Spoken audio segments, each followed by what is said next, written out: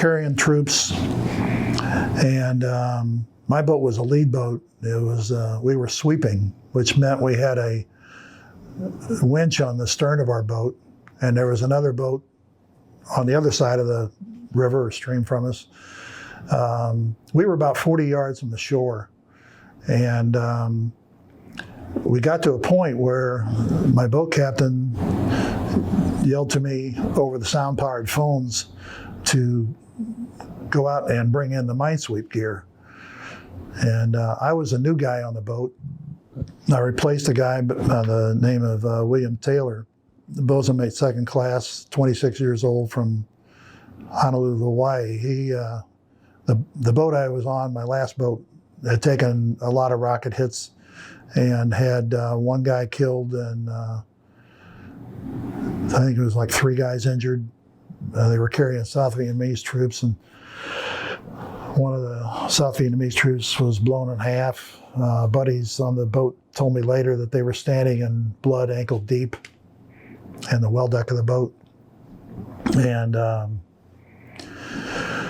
so anyway, this was my third boat, and the boat captain, I always figured that he sent me out on things like this because he felt the other guys had been through a lot in that firefight that Taylor was killed in. So as a new guy, even though I'd been there longer than them, he sent me out to bring in the minesweep gear. So I went out, climbed out of the top of my gun mount, and started cranking in the minesweep gear, and all of a sudden a rocket came out, like I said, about 40 yards from the boat, and it hit the water about 3 feet below me, right at the water line.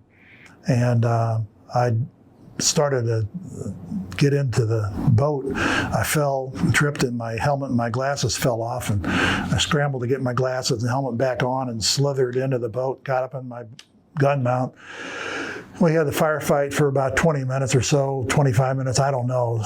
Time is hard to tell when you're in a firefight.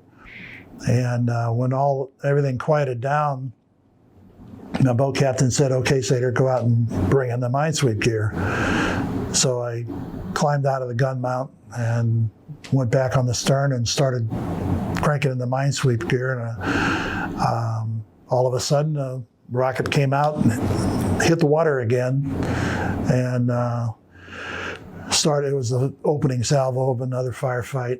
And again, I ran into the boat, climbed up into my gun mount, had a firefight for 20, 25 minutes. And when the firing stopped, my boat captain said, "Okay, Sater, go out and bring in the minesweep gear."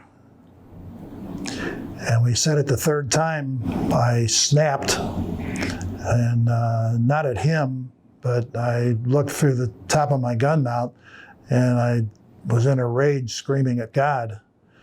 And I called God every name in the book.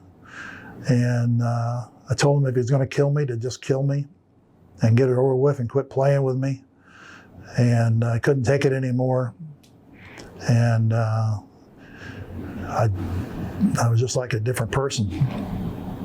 And after a few seconds, I got out of the gun mount and went down, cranked in the minesweep gear, and nothing happened. And I was mad at God for a long time. And years later, when I got home, I was telling my brother-in-law about it. And he said, "So wait, so you did that and you never got a scratch?" I said, "No." And it completely changed the way I looked at it. And I thought more about the footsteps in the sand story. And I don't know how they missed me. 40 yards away, and both times hitting the water. All the guy had to do was aim instead of that, and I would have been killed either time. And to this day, I don't understand how I wasn't killed.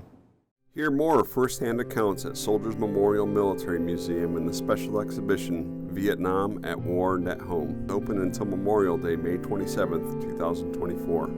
Plan your visit at www.mohistory.org/memorial.